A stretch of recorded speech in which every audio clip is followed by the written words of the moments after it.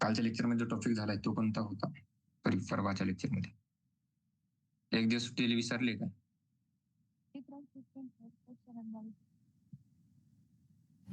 Browser and document. ठीक आहे.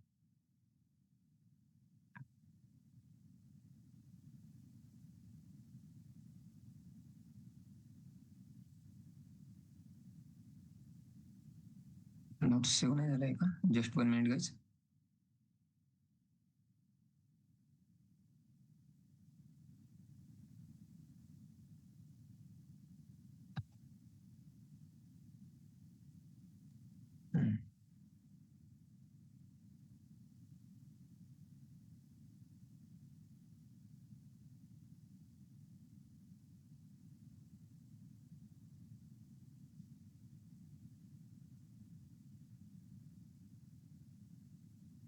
Last section काय बघितलं होता?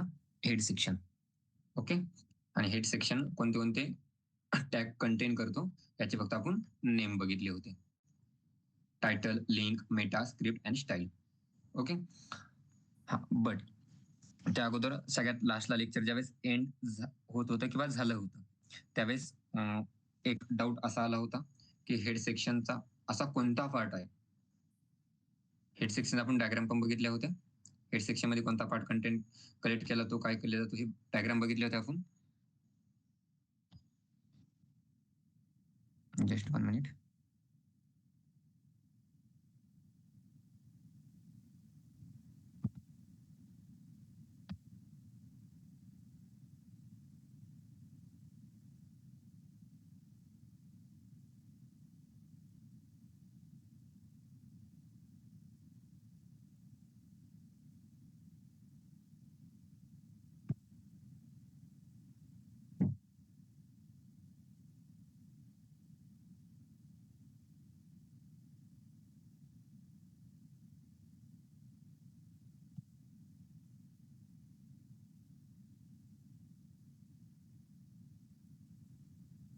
ही डायग्राम बघितली होती की हेड पार्ट कधी येतो, बॉडी पार्ट ब्राउझर मध्ये कधी येतो हे आपण प्रिव्हियस लेक्चर मध्ये हे बघितलं होतं.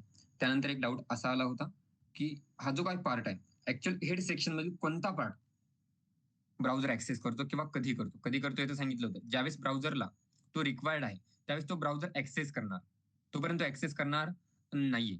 आता फॉर एक्झाम्पल आता या ठिकाणी एक टॅग आहे सगळ्यात लास्टला, सॉरी सेकंड एक लिंक. आता फॉर एक्झाम्पल जी वेबसाईट आहे, तुम्ही ज्या वेबसाईट बनवतात त्या वेबसाईट बनवल्यानंतर सगळ्याच वेबसाईट सेम आहे किंवा सेम कंटेंट शो करतात असं नाही. फॉर एक्झाम्पल एक 2 वेबसाईट तुमच्या समोर शो करून दाखवतो.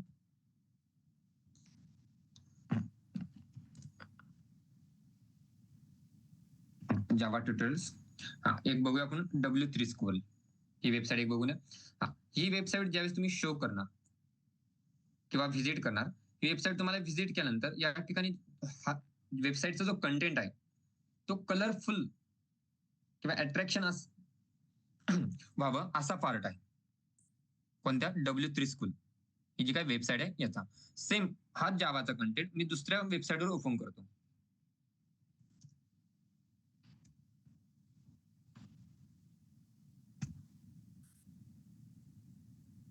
पहिली होती W3 स्कूल आणि सेकंड आहे gigs for gigs he website आहे.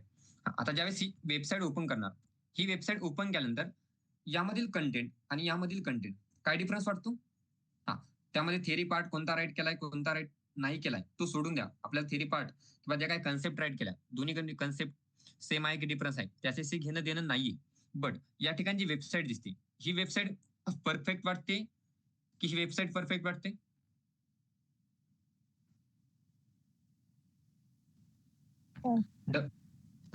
W3 स्कूल जी वेबसाईट आहे ती परफेक्ट वाटते की गिग्स फॉर गिग्स?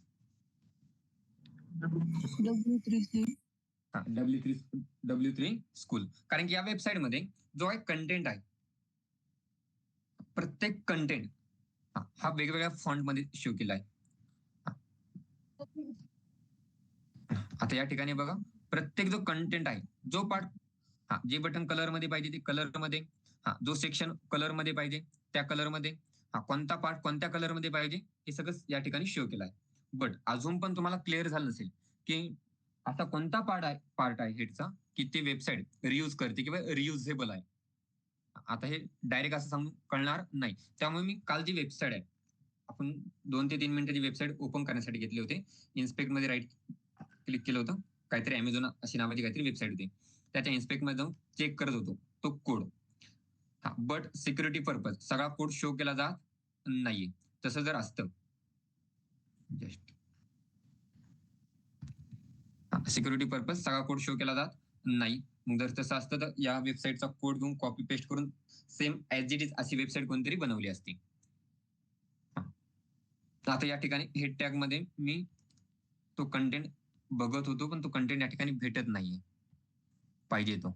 त्यामुळे काल शो करताना याला पण आता जर सांगितलंय माहित आहे याच्यावरून पण हा जो काही एक्सप्लेन केला आता त्याहून पण कळणार नाही की ऍक्च्युअली मला सांगायचंय काय. त्यासाठी आपण पुढचा पार्ट बघूया आणि त्या पुढच्या पार्ट मध्ये हा पार्ट मी कव्हर करतो. चालेल. हेडचे जे काही सब टॅग आहे ते टॅग कव्हर करताना ऍक्च्युअल हेड टॅग कसा रियुजेबल आहे, ब्राउझर त्याला कधी ऍक्सेस करतो, हे सगळं तुम्हाला शो करतो त्या पार्ट मध्ये. चालेल. हो चालेल. ओके चालेल. तर आपल्याला आता जे बघायचंय त्या हेड सेक्शनचे टॅग. हेड सेक्शन कोणते कोणते टॅग कंटेन करतो. त्यामध्ये फर्स्ट आहे टायटल, लिंक, मेटा आणि स्क्रिप्ट अँड स्टाईल. बट अशी या ज्या फॉर्मॅटमध्ये मी राईट केले, ज्या सिक्वेन्सने मी राईट केले title, link, Meta, script, style, या सिक्वेन्सने यूज करावे लागतील असं नाहीये. त्यामध्ये कोणते कोणते टॅग यूज करावे किंवा आहे हे दाखवण्यासाठी मी रॅन्डमली राईट केले title, link, Meta, script and style. असं नाही की तुम्हाला या सिक्वेन्समध्ये ते राईट करावं लागतील तुमच्या वेब पेजमध्ये. त्यांचा ते कसे राईट केले जातात, यामध्ये कोणता टॅग नेसेसरी आहे किंवा कोणता टॅग अननेसेसरी आहे ते सगळं पुढे तुम्हाला समजून जाईल. तर त्यामध्ये जो फर्स्ट टॅग आहे टायटल, तर तो बघूया अगोदर.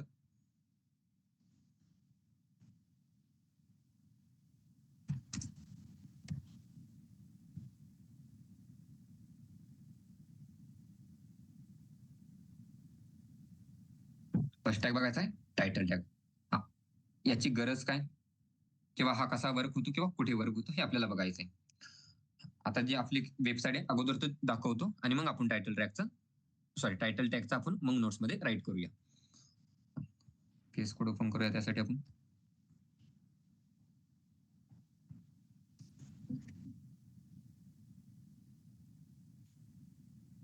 व्हीएस कोड ओपन झाल्यानंतर आपला प्रोजेक्ट ओपन झालाय.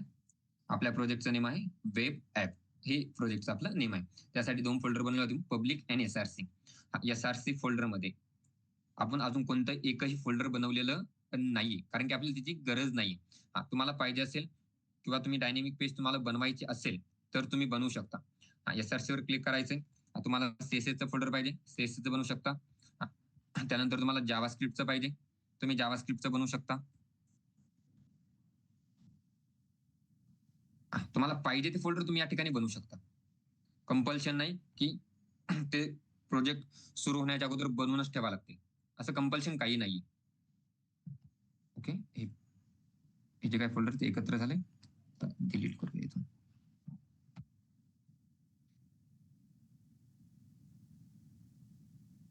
झाले सेपरेट सेपरेट. आता या ठिकाणी जे फोल्डर क्रिएट झाले ते बघा. प्रत्येक फोल्डरला काहीतरी युनिक आयकॉन आलाय. त्यासाठी आपण जे एक आयकॉन व्हीएस कोड आयकॉन या नावाचं जे एक्सटेन्शन आहे ते आपण आपल्या व्हीएस कोड मध्ये इन्स्टॉल केलं होतं. प्रत्येक तुम्हाला इझी जातं तुम्ही कोणतं पेज बनवताय किंवा कोणत्या फोल्डरवर वर्क करताय हे समजण्यासाठी. अशा आयकॉन या ठिकाणी शो केला जातं. आपल्याला याची गरज नाही, त्या आपण डिलीट केले तरी चालते. याची आपल्याला आत्ताच गरज नाहीये. आपल्याला आता काय बघायचंय, आपलं टायटलचं ऍक्च्युअल काम काय आहे.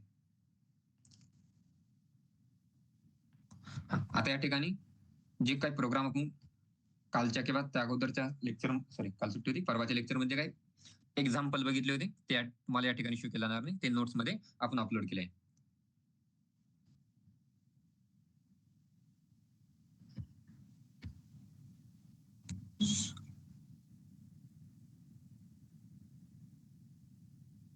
या ठिकाणी अपलोड केलेले आहे. कन्फर्म करत होतो आपण अपलोड केली की नाही. ओके. आता हे जे काय प्रोग्राम आहे किंवा तुमचं हे वेब पेज आहे index.html. हे वेब पेज मी ज्यावेळेस रन करणार, यामध्ये हेड मध्ये एकही लाईन अजून राईट केलेली नाही. ज्यावेळेस मी हे पेज रन करणार, रन केल्यानंतर जे काही शो होणार ते सगळं एम्प्टी असणार आहे, कारण की आपण कोणताही कंटेंट या ठिकाणी राईट केलेला नाहीये. बट आता तुम्हाला समोर जे शो होत आहे, तुम्हाला समोर जो पार्ट शो केला जातोय, यामध्ये आता तुम्हाला बघायचंय की ऍक्च्युअल टायटल कुठे आहे किंवा टायटल कशाला बोलतात. आणि आपल्या प्रोग्राममध्ये किंवा आपल्या वेब पेजमध्ये टायटल हा टॅग यूज करण्याची गरज काय.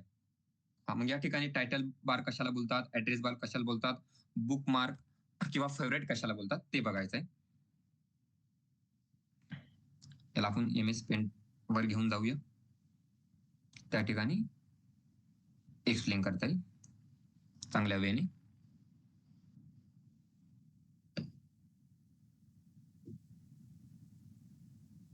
जस्ट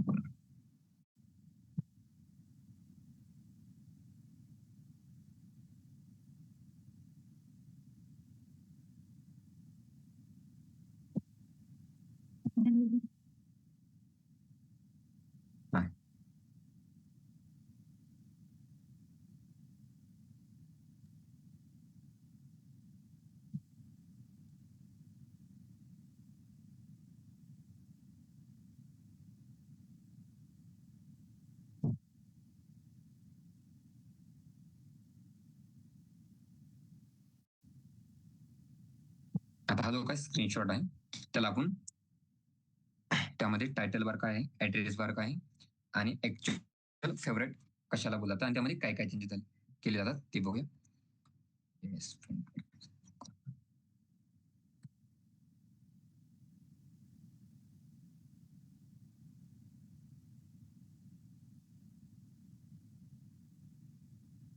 आता या ठिकाणी जे पेज ओपन झालंय, त्या पेज मध्ये हा जो काही सेक्शन आहे,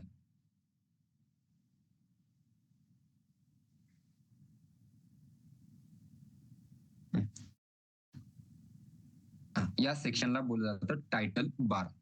आता या ठिकाणी ज्यावेळेस हे टायटल बार मी सध्या व्हिजिट करतोय, त्या टायटल बार मध्ये काय बघा, 127.0.0.1:5500. हा आपला काय लोकल सर्व्हरचा आयपी ऍड्रेस. बट कंपल्सरी मला लोकल सर्व्हरचा आयपी ऍड्रेस समोरच्या युजरला किंवा क्लायंटला शो नाही करायचा आहे.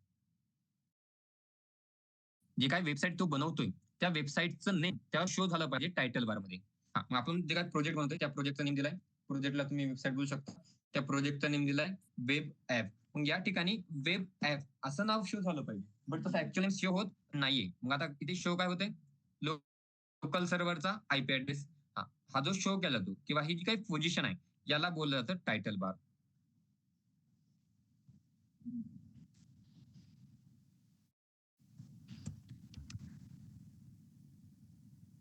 याला बोललं जातं टायटल बार.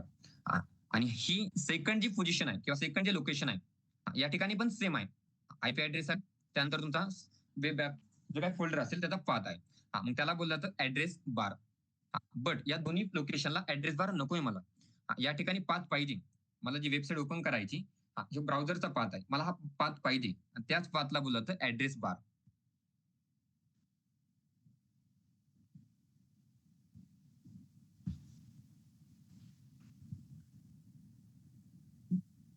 या पाथला बोललं जातं ऍड्रेस बार. आणि या ठिकाणी सगळ्यात लास्टला जो स्टारचा लोगो दिसतोय, हा जो काही स्टारचा लोगो आहे, या लोगोला बोललं जातं बुकमार्क किंवा फेवरेट.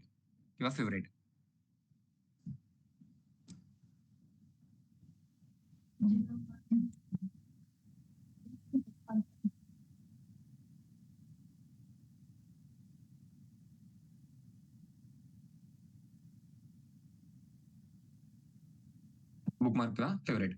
बट आता या ठिकाणी जे काही सेक्शन शो झाले, या ठिकाणी ऍड्रेस बार आणि टायटल बार हा दोन्ही ज्या ठिकाणी शो झाले, ऍड्रेस बारचा जो काही पाथ आहे तोच पाथ टायटल बारला शो होतोय. बट टायटल जो काही बार आहे त्या ठिकाणी तुमची जे काही प्रोजेक्ट आहे त्याचं नेम शो झालं पाहिजे.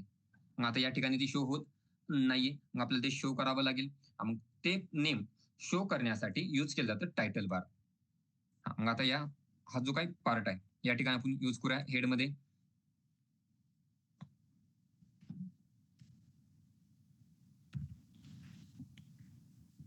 Title button. अगोदर जे काय आउटपुट आहे ते एकदा परत शो करतो. या ठिकाणी ज्यावेळेस मी स्टार यावर क्लिक करणार किंवा फेवराइट्स यावर मी ज्यावेळेस क्लिक करणार, फेवरेट आयकॉनवर क्लिक केल्यानंतर बघा काय दाखवते, जे नेम आहे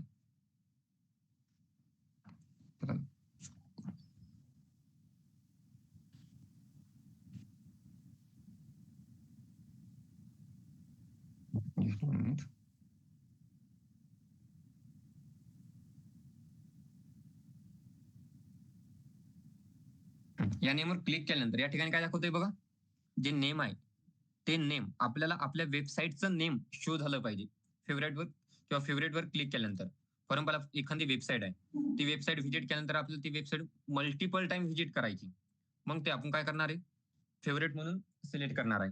बट आता त्या वेबसाईटचं नेम या ठिकाणी शो झालं पाहिजे, पण या ठिकाणी त्या वेबसाईटचा ऍड्रेस शो होतोय. मग आता या ठिकाणी काय शो होतंय बघा, लोकल सर्व्हरचा आयपी ऍड्रेस आणि पुढे पाथ. आपल्याला ते नकोय. तिथे काय आलं पाहिजे, आपल्या वेबसाईटचं नेम आलं पाहिजे.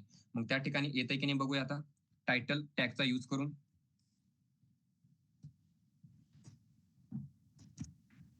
आपल्या प्रोजेक्टचं नेम काय, वेब ऍप हे नेम आहे.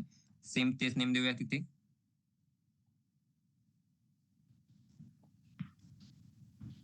वेब ऍप आणि त्याला झालंय का, नाही.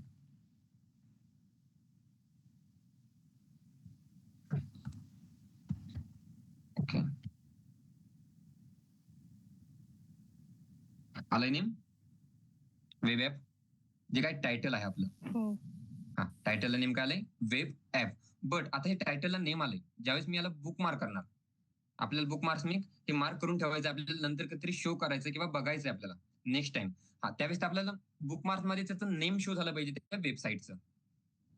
मग आता बुक मार्क ज्यावेळेस मी करणार त्यावेळेस अजून काय दाखवतंय या ठिकाणी बघा, ते दाखवतंय. रिफ्रेश झालं नाही ते ऍक्च्युअल, तरी ते दाखवतंय. रिमूव्ह करूया, आता बुक मार्क करूया. आता नेम आलंय, वेब ऍप हे नेम आलंय जे पाहिजे आपल्याला. वेबसाईटला जे नेम पाहिजे किंवा आपण जे प्रोजेक्ट बनवतोय त्या प्रोजेक्टचं नेम हे बुकमार्क झालं पाहिजे. मग या ठिकाणी खाली फोल्डरचं नेम येते, तुम्हाला कोणत्या फोल्डरमध्ये त्याला बुकमार्क करायचंय. तुम्ही स्वतःचं फोल्डरचं नेम घेऊ शकता, काही घेऊ शकता, त्याने तुम्ही त्याला बुकमार्क करू शकता. फॉर एक्झाम्पल एखादी वेबसाईट आहे, वेबसाईटवर ज्यावेळेस तुम्ही व्हिजिट करता, आता ही वेबसाईट आहे W3 स्कूल ही वेबसाईट आहे, मला ही बुकमार्क करून ठेवायची. बुकमार्क करताना नेम काय दिलंय बघा, जावा गेटिंग स्टार्टेड. कारण की आजच्या पेजचं नेम आहे. त्याला बॅक जाऊया. आलंय, जे काय तुम्हाला पेज बुकमार्क करायचंय ते नेम या ठिकाणी शो होते, जावा ट्युटोरियल. जे पेज पाहिजे आपल्याला तेच नेम बुकमार्क साठी पाहिजे. जर फक्त पाथ आला तर आपल्याला कळणार नाही की आपण कोणतं पेज बुकमार्क करतो किंवा मार्क करून ठेवते. त्यासाठी टायटल या टॅग हा खूप इम्पॉर्टंट आहे. तुमचं जे काही पेज आहे ते बुकमार्क जर कोणाला करायचं असेल तर त्याला टायटल शो होणं खूप इम्पॉर्टंट आहे. आता आपली वेबसाईटमध्ये आपलं जे काही प्रोजेक्टचं नेम आहे किंवा जी वेबसाईट बनवते त्यामध्ये काही पेजेस असतील ते शो होणं खूप गरजेचं आहे. पुढे टायटल बारला हे आहे ऍक्च्युअल टायटल बारचं काम. ते आता आपण थेरीमध्ये राईट करूया.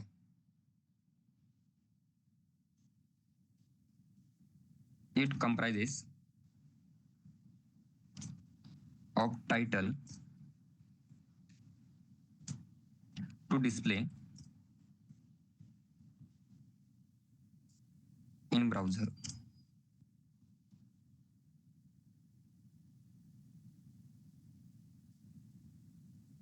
Browser title bar. जे काय टायटल टॅग आहे याचा यूज कशासाठी केला जातो, जे ब्राउझरचं टायटल बार आहे.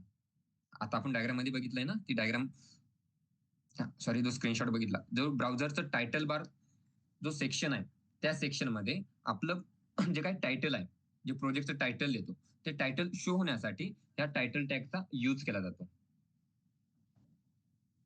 त्याचा सिंटॅक्स पण राईट करूया. आता इथून पुढे आपण जे काही प्रत्येक टॅग बघणार आहोत त्याचा सिंटॅक्स राईट करणार आहोत.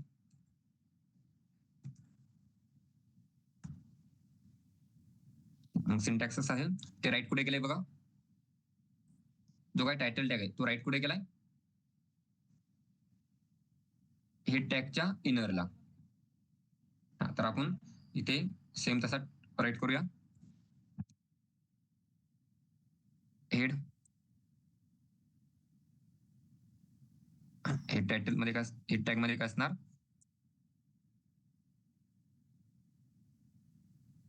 टायटल. इथे असणार टायटलचं नेम.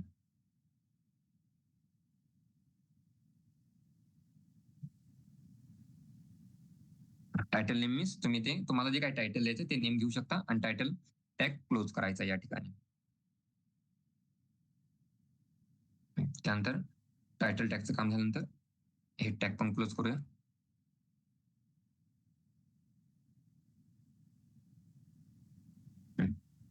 हे असं आहे टायटल काम, टायटल टॅगचं काम. तुमचा जो काही टायटल बार आहे, तुमच्या ब्राउझरचा जो काही टायटल बार आहे, त्या ठिकाणी तुम्हाला काहीतरी स्वतःचं टायटल किंवा स्वतःच्या वेबसाईटचे किंवा स्वतःच्या प्रोजेक्टचं टायटल जर शो करायचं असेल तर तुम्हाला टायटल टॅगचा यूज करावा लागेल. टायटल टॅग नंतर कोणता बघितला होता, राईट केला होता आपण, लिंक. ओके, नेक्स्ट बघूया link tag.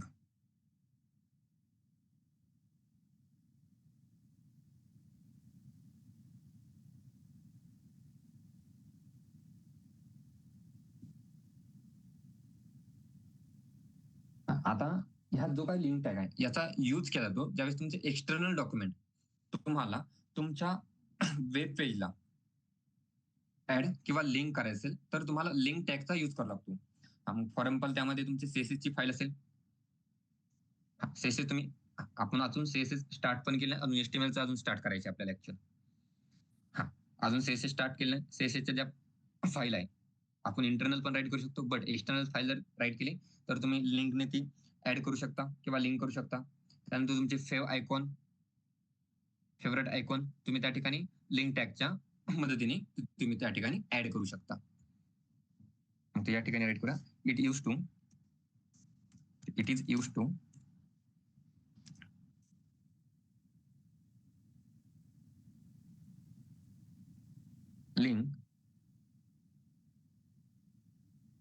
Link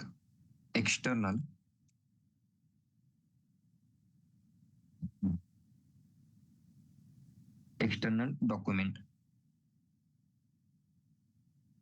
to web page.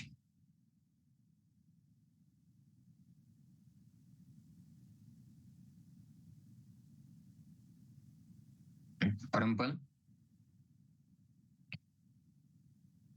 CSS ची फाईल असेल किंवा तुमचं फेवरेट आयकॉन असेल.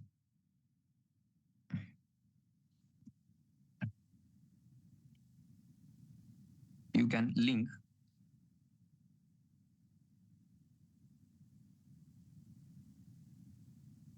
CSS file or fav icon.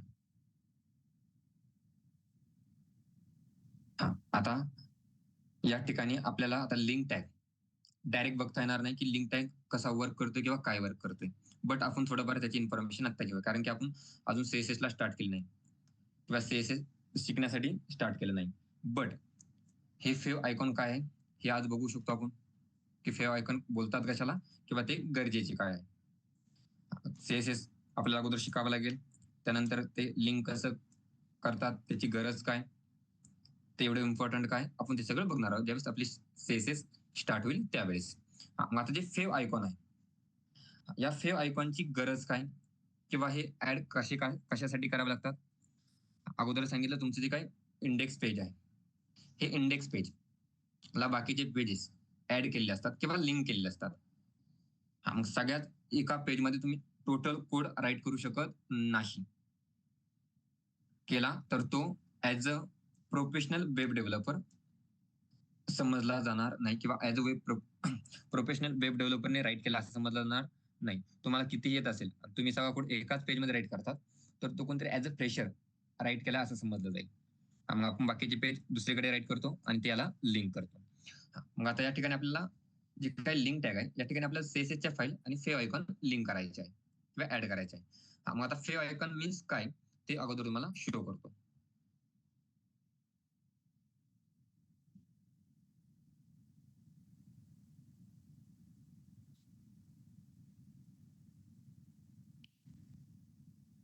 आता या ठिकाणी दोन वेबसाईट ओपन आहे, तर अजून 2 वेबसाईट ओपन करतो आणि मग दाखवतो. अगोदर व्हॉट्सअप त्या ठिकाणी ओपनच आहे.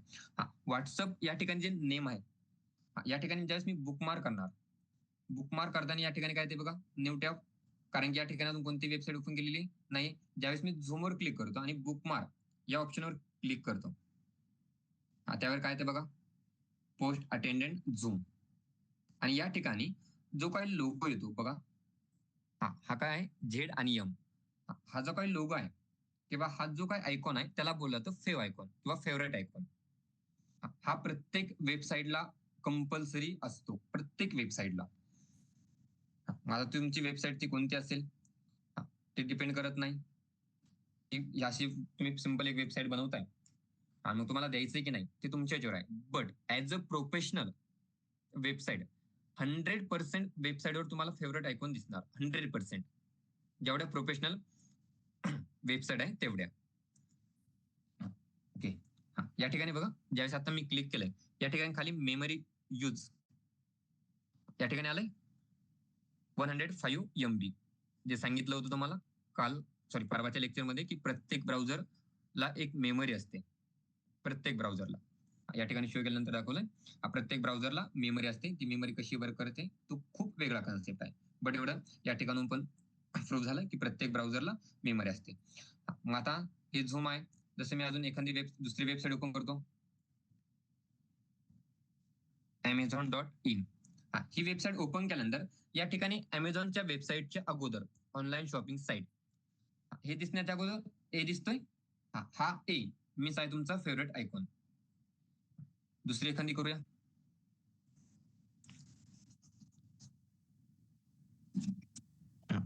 inoxmovie.com.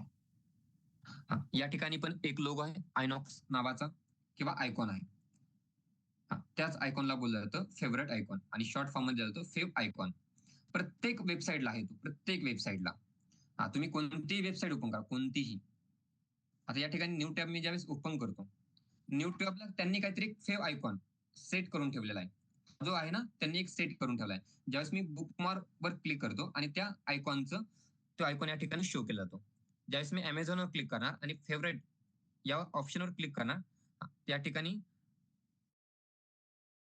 डायरेक्ट हे ऑप्शन आले खालची गॅलरी चालली, डायरेक्ट गॅलरीमध्ये इमेज आली. ज्यावेळेस आयनॉक्स मेवर क्लिक करणार, त्या ठिकाणी जे त्यांनी या ठिकाणी दुसरे इमेज सेट करून ठेवले आहे. आता या ठिकाणी जी काही इमेज आहे या ठिकाणी शो केली ती बुकमार्क या ऑप्शनला. ही इमेज या ठिकाणी तुम्हाला फ्रंट पेजला दिसणार नाही, बट ती त्यांनी सेट करून ठेवली आहे. बट तुम्ही ज्यावेळेस ती वेबसाईट ओपन करतात तिचा जो काही टायटल बार आहे, टायटल बार मीन्स तुमचं टायटल नेम, आणि टायटल नेमच्या अगोदर जी काही इमेज दिसते त्याला बोललं जातं फेव आयकॉन. आणि ही 100% ज्या काही प्रोफेशनल वेबसाईट आहे त्या प्रत्येक प्रोफेशनल वेबसाईटला ते यूज केलं जातं. प्रत्येक 100% वेबसाईटला. कोणत्या प्रोफेशनल कोणी ऍज अ फ्रेशर वेबसाईट बनवेल आणि ती तुम्हाला शो करतात की सर या वेबसाईटला फेव आयकॉनच नाही, असं चालणार नाही. कोणते बोलतो, ज्या वेबसाईट स्टँडर्ड मेंटेन करतात आणि प्रोफेशनल वेबसाईट आहे त्या प्रत्येक वेबसाईटला फेव आयकॉन ही कंपल्सरी पाहिजे असतो. मग आता तो बनवायचा किंवा तो कसा सेट करायचा आहे, हा सेट करण्यासाठी तुम्हाला लिंक टॅगचा यूज करावा लागतो. ते बनवायचं कसं काय तर आपण या ठिकाणी बघूया ते. आता या ठिकाणी पब्लिक फोल्डर आहे आणि एक आहे एसआरसी फोल्डर. आपण अजून मल्टिपल फोल्डर तयार केलेले नाहीये, आपल्याला त्याची सध्या गरज नाही, तसंच पाहिजे आपण तसं ते क्रिएट करतो. मग आता या ठिकाणी पब्लिक फोल्डर जे बनवलंय, तुमचा जो काही स्टॅटिक डेटा आहे, स्टॅटिक मीन्स कोणता, तुम्हाला तो नंतर चेंज करायचा नाहीये. आता ही वेबसाईट आहे, ही वेबसाईट एकदा ओपन क्रिएट झाली आणि क्रिएट झाल्यानंतर हा आयकॉन तुमचा कधीही चेंज होणार नाही. तुम्ही तो करू शकता, बट ती वेबसाईट तुमचीच आहे, ते नंतर तुम्ही ते इंडिकेट करू शकत नाही. आणि इव्हन प्रत्येक ऑल वेबसाईटसाठी एकच फेव आयकॉन असतो, हे पण लक्षात ठेवायचं. नाहीतर पेज चेंजेस करता आणि तो आयकॉन चेंज होईल असं नाहीये. प्रत्येक एका वेबसाईटसाठी एकच आयकॉन सेट केलेला असतो आणि तो स्टॅटिक आहे, तो चेंज करायचा नाही. एकच फिक्स आहे मध्ये तो स्टॅटिक आहे. आणि स्टॅटिक पेजचा डेटा किंवा स्टॅटिक डेटा पब्लिक फोल्डर मध्ये स्टोअर करतात की एसआरसी फोल्डर मध्ये?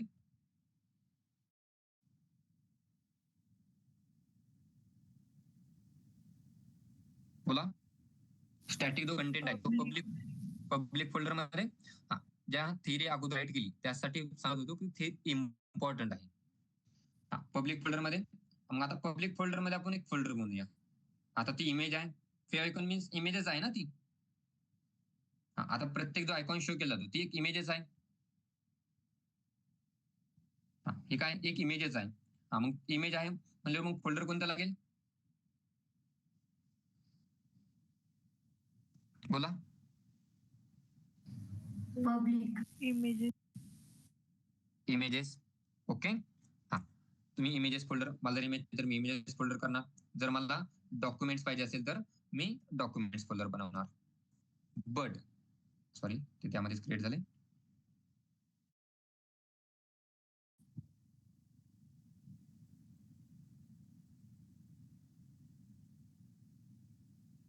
डॉक्युमेंट पाहिजे असेल डॉक्युमेंट फोल्डर बनवणार. But as a professional web developer जर तुम्ही स्टार्टिंगच्या फेजेसमध्ये आहात किंवा तुम्ही थोडंफार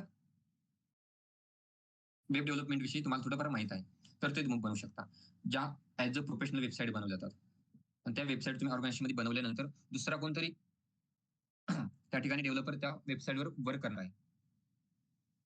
मग त्या ठिकाणी त्याला फोल्डर भरपूर सारे शो केले जातात आणि त्या फोल्डर शो केल्यानंतर त्या ठिकाणी त्याला नेम शो होतात. बट तो डेटा ऍक्सेस करण्यासाठी तो लोड केला जातो आणि लोड होण्यासाठी त्याला वेळ लागतो. तुम्ही काहीतरी वेगळं फोल्डर बनवतात त्यासाठी काहीतरी वेगळी मेमरी लागते. डॉक्युमेंट्स फोल्डर बनवतात त्यासाठी काहीतरी वेगळी मेमरी लागली. इमेजेस बनवतात त्यासाठी काहीतरी वेगळी मेमरी लागली. आता या ठिकाणी जे फोल्डर क्रिएट झाले आपण त्याच ठिकाणी जाऊन बघूया त्यांना मेमरी काय लागते किंवा किती लागते. आपलं कोणतं फोल्डर आहे, ऑनलाईन वेब बॅच नावाचं फोल्डर आहे, त्यामध्ये वेब ऍप नावाचे फोल्डर आहे. वेब ऍप नावाच्या फोल्डरमध्ये 2 फोल्डर क्रिएट केले, एक पब्लिक आणि एक SRC. पब्लिक फोल्डरमध्ये आता एक इमेजेस आणि एक डॉक्युमेंट्स असे नावाचे फोल्डर क्रिएट केले आहे. ज्यावेळेस मी इमेज डॉक्युमेंट्स नावाच्या फोल्डरवर क्लिक करतो आणि प्रॉपर्टीज या ऑप्शनवर क्लिक करतो. या ऑप्शनवर क्लिक केल्यानंतर आता या ठिकाणी बघा साईज 0 बाईट्स आहे. ते जास्त झूम होत नाही. साईज काय 0 बाईट्स आहे. बट ज्यावेळेस तुम्ही त्यामध्ये काहीतरी कंटेंट ऍड करणार त्यामध्ये त्याला काहीतरी साईज लागेल. इमेज फोल्डरमध्ये काहीतरी कंटेंट ऍड केल्यानंतर त्याला काही साईज लागेल. आणि ज्यावेळेस एखाद्या युजरला तो दोन्ही कंटेंट सेम टाइमला पाहिजे त्यावेळेस ती मेमरी लोड होण्यासाठी 2 फोल्डरवरून ऍक्सेस करण्यासाठी वेळ जाणार आहे आणि तो वेळ किंवा तो टाइम त्या डेव्हलपरला वेस्ट करायचा नाहीये. मग त्यासाठी प्रोफेशनल जे काही वेबसाईट आहे, प्रोफेशनल वेबसाईट. आता बट या ठिकाणी त्यांनी कोणते फोल्डर बनवले या ठिकाणी मी दाखवू शकलो असतो. जर अमेझॉन असेल आता ही प्रोफेशनल वेबसाईट आहे. या ठिकाणी जर त्यांनी फोल्डर शो केले असते तर तुम्हाला या ठिकाणी दाखवता आले असते, पण ते ऍज अ सिक्युरिटी पर्पज ते फोल्डर शो करणार नाही. एकच पेज शो केला तर ते आहे तुमचं इंडेक्स पेज आणि इंडेक्स पेज मधील पण ऑल कंटेंटची शो करत नाही.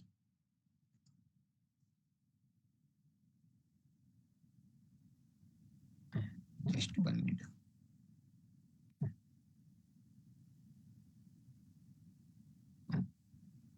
जस्ट या ठिकाणी जर भेटतंय तर बघूया.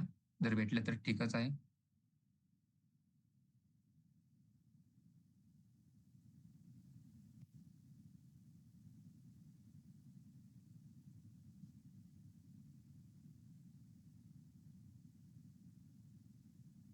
या ठिकाणी ज्या काही इमेज आहे त्या कशा सेट केल्या आहे या ठिकाणी बघा.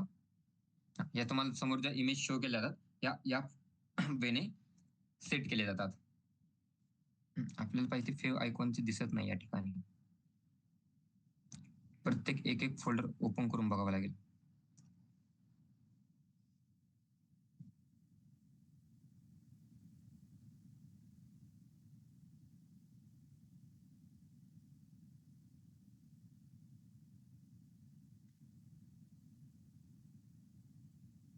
आता या ठिकाणी बघा इमेज स्टोअर केले. आता आपण जर आपल्याला इमेज स्टोअर करायचे आपल्याकडे 100 डिजिटची इमेज आहे. आपण काय करणार या ठिकाणी एक फोल्डर क्रिएट करणार इमेजेस नावाचं आणि त्या इमेजेस नावाच्या फोल्डरमध्ये ऑल फोल्डर काय करणार सॉरी ऑल इमेजेस सेव्ह करणार. बट या ठिकाणी जी काही प्रोफेशनल वेबसाईट आहे त्या ठिकाणी कसं केलंय बघा. एक इमेज 21 नावाचं एक फोल्डर बनवलंय. त्याला पण अजून काहीतरी पाथ दिले आणि त्या इमेज फोल्डरच्या अंडर अजून एक फोल्डर तयार केले. त्या फोल्डरच्या अंडर अजून एक फोल्डर क्रिएट केलंय आणि त्या रिलेटेड जेवढे काही इमेज असतील त्या ठिकाणी ते शो केले. आता आता ही इमेज जी शो केली, हे बघा इमेज 18. स्क्रीन दिसते का करेक्ट सगळ्यांना? हे बघा इमेज 17, इमेज 18, इमेज 20, इमेज 15. फोल्डरला असे नेम दिले आहे आणि त्या रिलेटेड ज्या काय इमेजेस आहे त्या फोल्डरमध्ये सेव्ह केल्या आहे. आता इमेज 20 मध्ये बघा,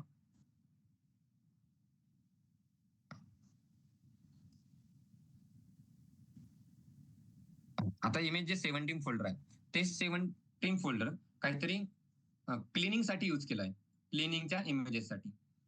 त्याला नेम दिलाय तसं बघूया. आता क्लिनिंग साठी यूज केलंय. मग आता त्यामध्ये जी फर्स्ट इमेज आहे ती बघा क्लिनिंगची आहे. सेकंड इमेज बघा ती पण क्लिनिंगचीच आहे. थर्ड इमेज ती पण क्लिनिंगची आहे. फोर्थ इमेज कशाची आहे? हेल्मेटची आहे. मग आता ज्या काय क्लिनिंगच्या इमेज आहे त्यांच्यासाठी एक सेपरेट फोल्डर क्रिएट केलाय आणि त्या फोल्डरमध्ये त्या इमेज स्टोअर केलाय. आपल्याला जे फोल्डर पाहिजे ते अजून पण भेटलेलं नाही आयकॉनचं. बट एवढं एक क्लिअर झालंय की जे काही प्रोफेशनल वेबसाईट आहे त्या वेबसाईटमध्ये तुम्ही कोणताही कंटेंट कुठेही राईट करून चालत नाही. त्यासाठी तुम्हाला फोल्डर विदिन फोल्डर बनावे लागतात. आता या ठिकाणी जावावालं कोणी आहे का? जे सध्या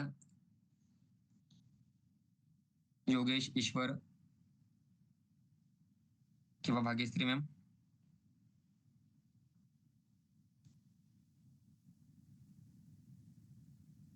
आता त्यांना माहित असेल की प्रोफेशनल वेबसाईट बनवण्यासाठी ते किती गरजेचं आहे.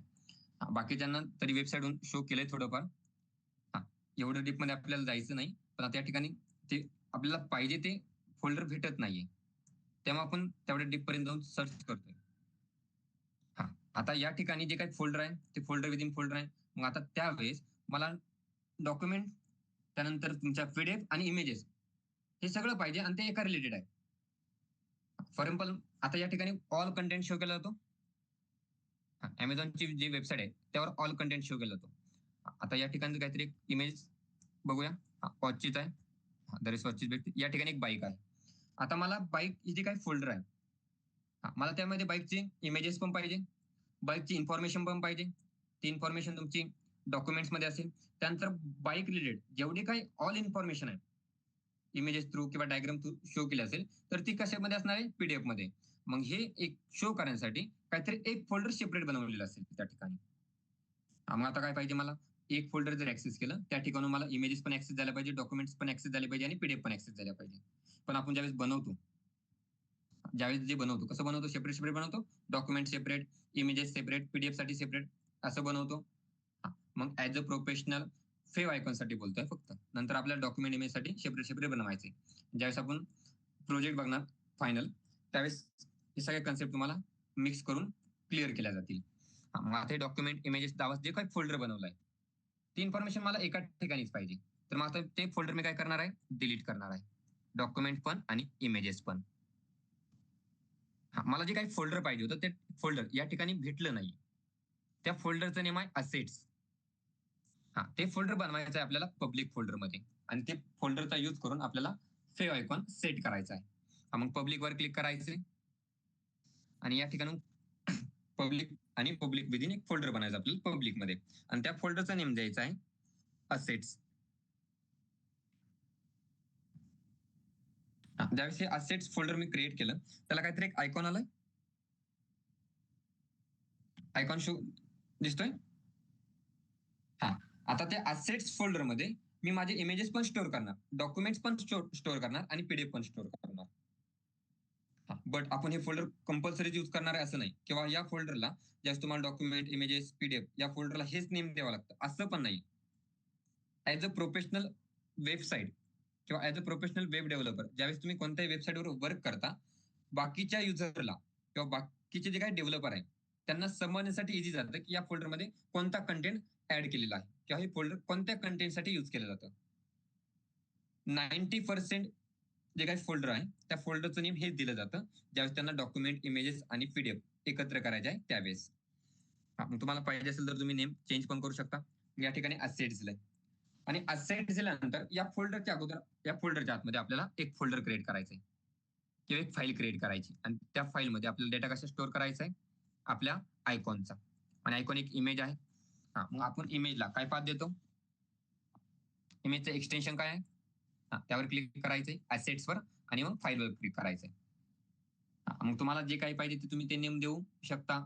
आता ती इमेज स्टोअर करायची ना, त्याला काही पण नेम देऊ शकता. मग याला मी काही पण नेम देऊ शकतो, बट मला एक आयकॉन किंवा फेवरेट आयकॉन सेट करायचा आहे, तर मी त्याला नेम घेतो फेव आयकॉन. आता हे नेम घेतलंय, हे नेम काही घेतलं तरी चालेल. मग आता ही इमेज आहे, मग याला मी एक्सटेन्शन काय देणार, तर त्याला ओके बोला. जेपीएजी देऊ शकता, पीएनजी देऊ शकता, बट ते as a professional web developer तुम्ही आता फेव आयकॉनसाठी यूज करायचं नाही.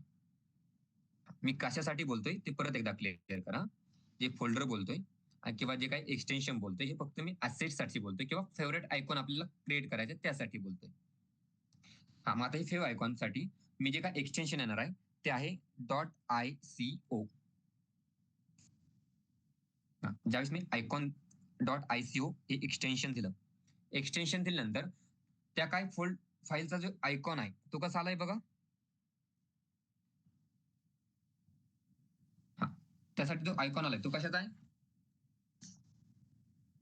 स्टारचा आहे. आणि जो स्टार आपण प्रत्येक वेबसाईटमध्ये कोणताही कंटेंट बुकमार्क करण्यासाठी युज केला जातो. आता या ठिकाणी मला झूम हे बुकमार्क करायचं आहे. ज्यावेळेस बुकमार्क करणार या ठिकाणी काय बुकमार्क करण्यासाठी स्टार आणि बुकमार्क काय होणार आहे, त्या वेबसाईटचा आयकॉन पण होणार आहे. जर आयकॉन म्हणून दुसरं काही सेट केलं असेल तर ते सेट होईल आणि त्या वेबसाईटचं नेम सेट होईल. आणि बुकमार्क करण्यासाठी आपण काय यूज करतो, हे स्टारचा जो काही आयकॉन आहे तो, आणि आपण जे फोल्डर क्रिएट केलंय आयकॉनसाठी त्याला पण काय लोगो आलाय किंवा आयकॉन आलाय स्टारचाच.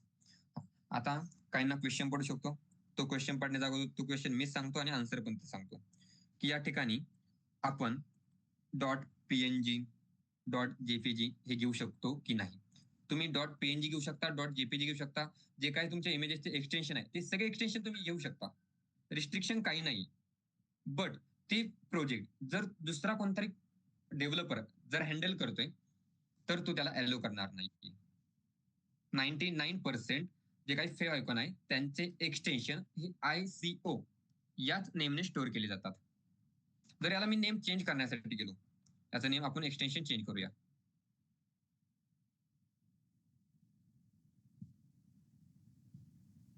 काय आलंय बघा, पीएनजी केलंय.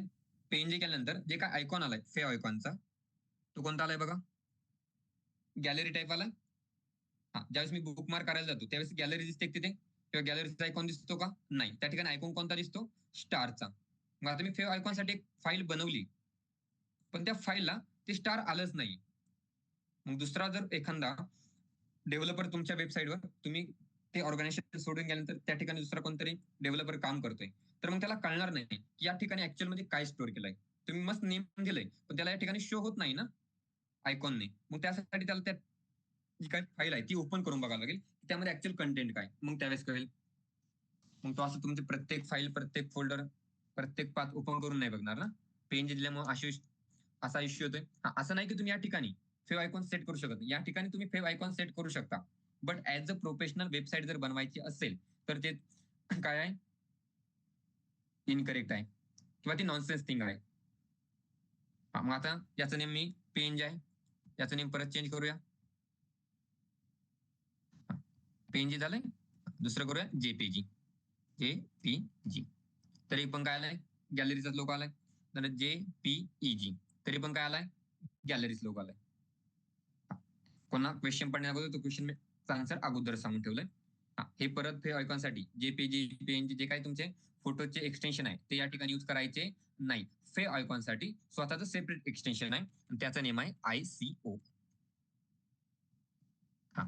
ते यूज केलं जातं फेव आयकॉनसाठी.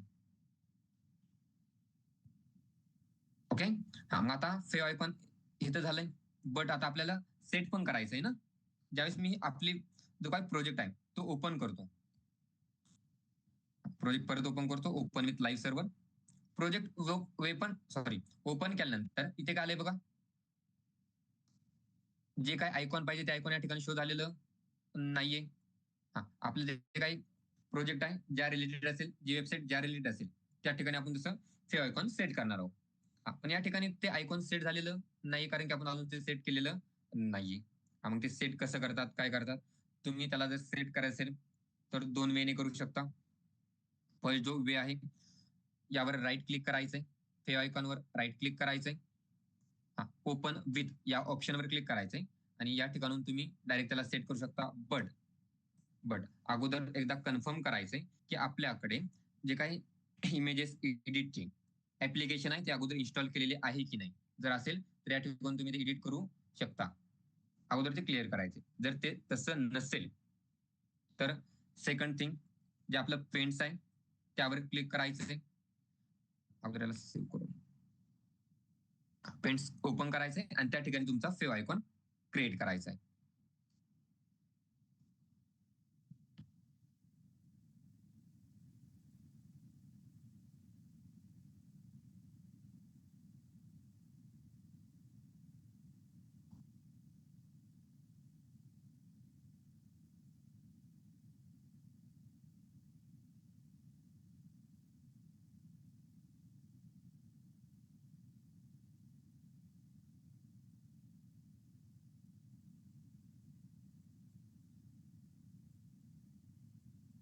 आता या ठिकाणी अजून एक फर्स्ट थिंग, महत्वाचा पॉईंट सांगायचं राहिलाय की जो काय तुमचा सेव्ह आयकॉन आहे त्याची जी साईज आहे ती साईज मिनिमम 60x60 पिक्सल असली पाहिजे अँड मॅक्झिमम 32x32 पिक्सल असली पाहिजे मॅक्झिमम. आता पिक्सल काय किंवा पिक्सल कसं असतं किंवा ते कसं कॅल्क्युलेट करायचंय, हा क्वेश्चन बंबडला असेल त्याचं पण आन्सर बघूया. आपण सगळं होणार ना पुढच्या लेक्चरमध्ये, आपण बाकीचं बघूया. जेवढं होईल तेवढं बघूया. आता पिक्सल मध्ये ती साईज कशी असते किंवा कशी काउंट करावी लागते. आता या ठिकाणी मी एक लाईन ड्रॉ करतो, कारण की ती पिक्सल मध्ये साईज काय द्यावी लागते त्याचं रिझन असं किंवा एवढी मिनिमम साईज काय आहे. 32 पिक्सल ही पण खूप मोठी साईज नाही. जेव्हा तुम्ही कोणतीही वेबसाईट ओपन करता त्या प्रत्येक वेबसाईटचा जो आयकॉन आहे तो खूप स्मॉल मध्ये आहे. जे टायटल बार आहे तुमचं टायटल नेम आणि तो आयकॉन खूप लहान आहे. त्यामुळे तुम्ही खूप मोठी साईज दिली तर तो सेट होणार नाही. त्याची मिनिमम साईज असली पाहिजे 60x60 पिक्सल आणि मॅक्झिमम असली पाहिजे 30x30 पिक्सल. मग आता ते पिक्सल काय कसं काउंट करतात, तर आता हे आपलं एम एस पेंट आहे. एम एस पेंटवर एक मी लाईन ड्रॉ करतो. आणि अजून एक, ती काही वेबसाईट आहे, तुमचं काय जे वेब पेज आहे या ठिकाणी वेब पेज, पण अजून एकही वेब पेज बनवलेलं नाही. ठीक आहे, हे पण आपलं वेब पेजच आहे. आपलं जे काही वेब पेज आहे याची जी काही साईज आहे विथ आणि हाईट, विथ मॅक्झिमम 1200 किंवा 1200 पिक्सल असली पाहिजे अँड जी काही हाईट आहे ती असली पाहिजे 740 पिक्सल. हे आहे प्रोफेशनल वेब पेजची साईज. मग ती तशी का किंवा कशी काउंट करतात हे सगळं बघणार आहोत. अगोदर आपल्याला आयकॉनचं बघायचंय, नंतर वेब पेजचं बघूया. या ठिकाणी एक लाईन ड्रॉ करतो.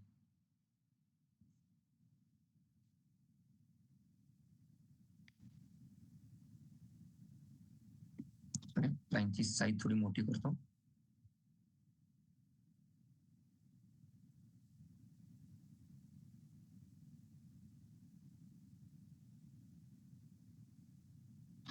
या ठिकाणी एक लाईन ड्रॉ केली, बट ही लाईन दिसताना सरळ दिसते.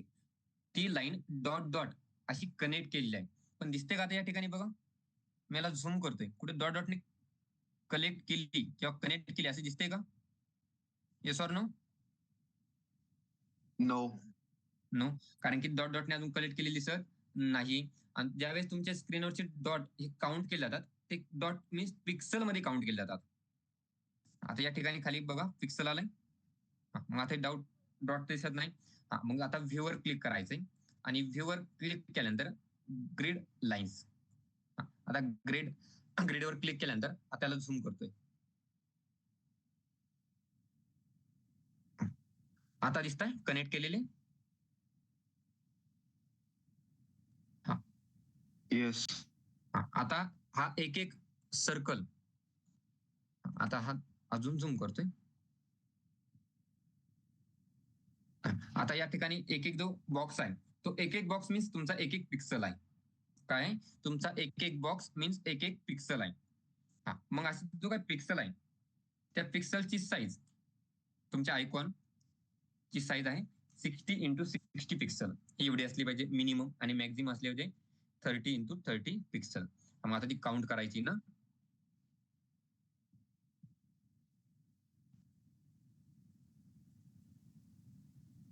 सॉरी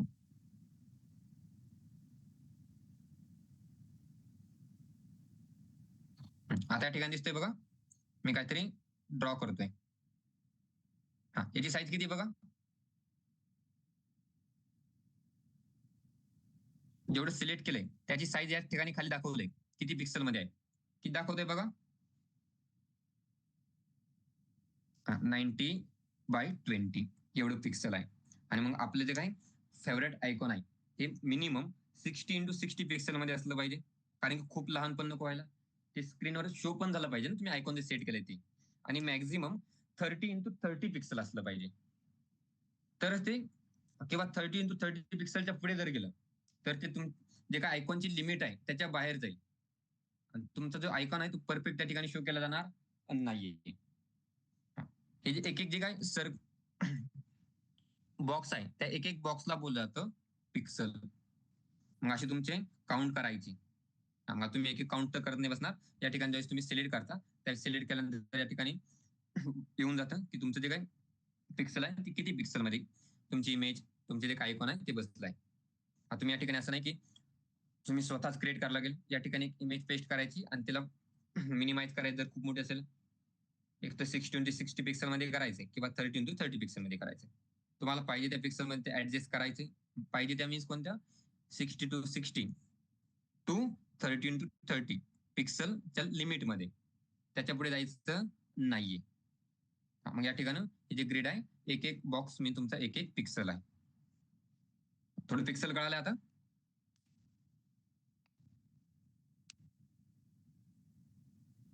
येस वर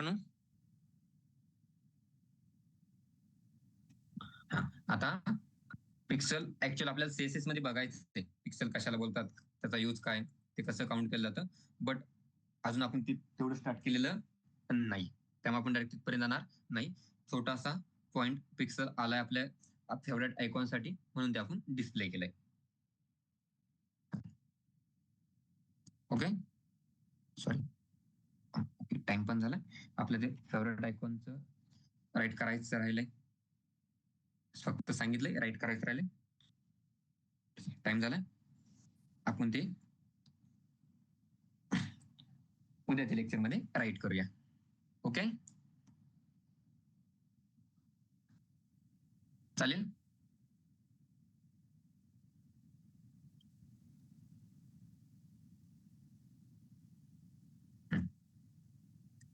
आता कोणाला काही डाऊट आहे का?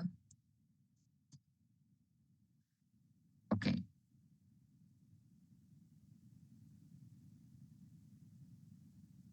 चॅट ऑन नाहीये का? जस्ट 1 मिनिट चॅट ऑन करून देतो.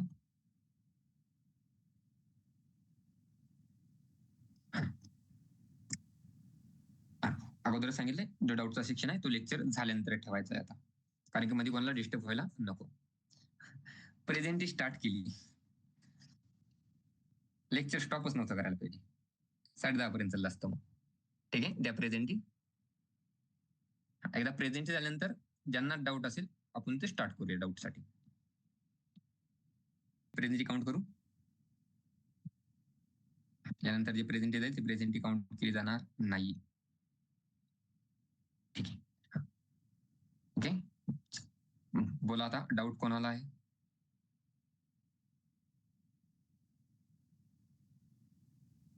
रेकॉर्डेड लेक्चर भेटतील का? एक मिनिट आवाज नाही आलाय. रेकॉर्डेड लेक्चर पहिले रेकॉर्डेड लेक्चर ओके पहिले ते 10 ते 12 जे लेक्चर आहे रेकॉर्डेड ते भेटून जातील तुम्हाला सगळे. हा ज्या दिवसापासून आपण ओके ज्या दिवसापासून आपण एस्टिमेट स्टार्ट केली ऍक्च्युअली तिथून पुढचे लेक्चर नाही भेटणार. ते भेटतील पण त्याला टाइम लागेल. जोपर्यंत एस्टिमेट स्टार्ट केली नव्हती तोपर्यंत लेक्चर सगळ्याला भेटून जातील. युट्यूबला किंवा वेबसाईटचा थोडा इश्यू झालाय, त्या वेबसाईटला सध्या टाकले नाहीये. लेक्चर प्लस नोट्स सगळं इव्हन ज्या डायग्राम काढल्या त्यात पण भेटून जातील सगळ्यांना.